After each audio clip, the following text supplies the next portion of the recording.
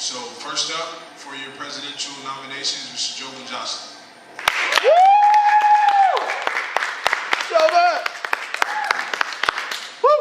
Thank you and good afternoon. I am running for the president of SGA, and on choosing something to base my campaign on, I came up with one word: experience. Experience is going to be the catalyst that takes us to the next level. I've been working with SGA for 2 years now, and I went from a senator to the sergeant at arms to vice president and to now president. Dealing with SGA, we got senator involvement at an all-time high. We ended off with 13 senators. Last year, this time, we had 3. We played a part in dealing with PSTA free bus rides. It didn't take one person to do that, it took a team. And I'm fortunate to say and proud to say that I was part of that team. I also played a role as the District 3 Assistant Coordinator, where we got to deal with 6 colleges and over 22 campuses, and dealing with the different emails and making up agenda, and communicating with those campuses. That took a lot of experience to do that. Within the 2 years, we dealt with over $500,000 of student activity funds, allocating those funds where we thought it would be best used, where it would better serve the students. We built partnerships with career services, where they came into our SGA meetings, and we built up a system where we deal with the career services so that we could get the students not only to graduate, but actually get jobs after they graduate as well. I want to represent the student body equally. And what I mean by that is there are some people that believe that we should focus our attention on those clubs and organizations who participate actively in SGA on campus.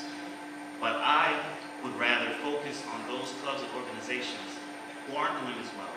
Because there's a reason why they're not doing as well. And I think we should find out what those reasons are and help them get to the same level as those other clubs, so that everybody can have a voice on this campus. We have a lot of good clubs out there that aren't doing well, but they need to. We need to focus our attention on those clubs. And though I would still continue the support of those clubs who are active, we got to reach down and pick those up who are down low and bring them to the same level as others.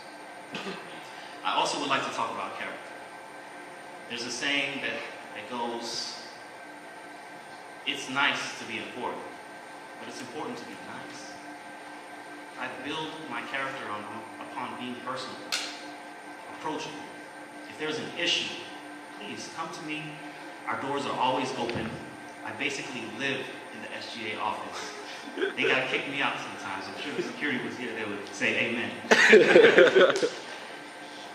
I'm a great advocate for this campus. Taking us to the next level is definitely my vision. So when it comes to choosing your next SGA president, choose someone with a vision. Choose someone who will equally represent all the students on this campus. Choose experience. Choose Joven Johnson.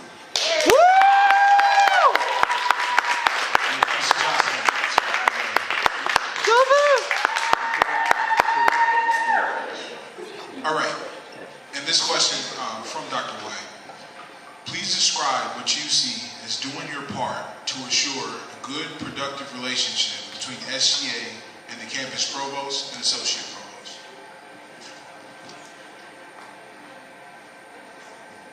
Within my experience in SGA, there's been several instances where we ran into issues where we wanted the provost and associate provost input.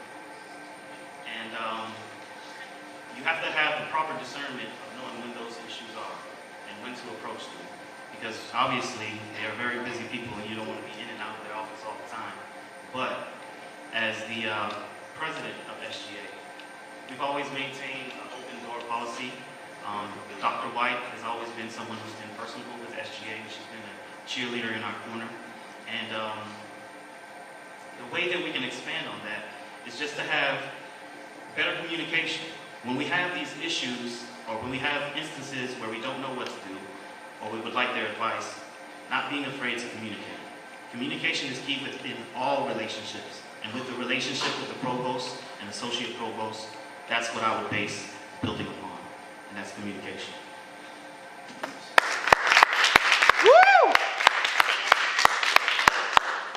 And this question from the associate provost.